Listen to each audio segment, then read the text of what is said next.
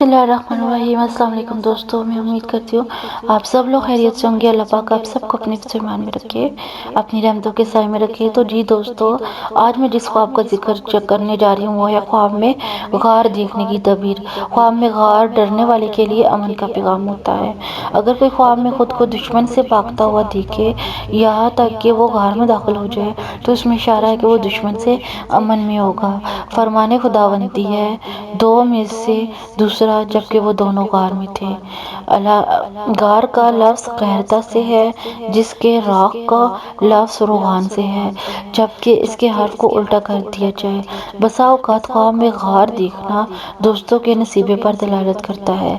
अबू बकर सदीक रज़ी अल्लाह अन्हु और रसूल अल्लाह सल्लल्लाहु अलैहि वसल्लम के किस्से पर क्यास करते हुए, अगर कोई आदमी खुद को पहाड़ की गार में देखे तो वो बादशाह या किसी बड़े आदमी के साथ मुकर करेगा।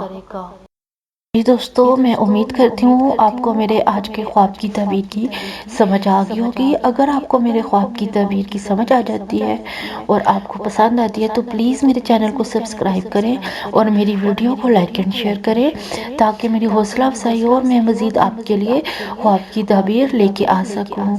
Thank you. और यहाँ पर मैं आपको एक बात बताती चलूँ कि अगर आपने किसी भी किस्म की ख्वाब की तबीर पूछनी है तो आप मेरे यूट्यूब चैनल के कमेंट सेक्शन में या फेसबुक पेज के मैसेज सेक्शन में पूछ सकते हैं। मैं आपको आपके ख्वाब की तबीर बताने की पूरी कोशिश करूँगी। Thank you. अल्लाह हाफिज़। दुआओं में याद रखिएगा।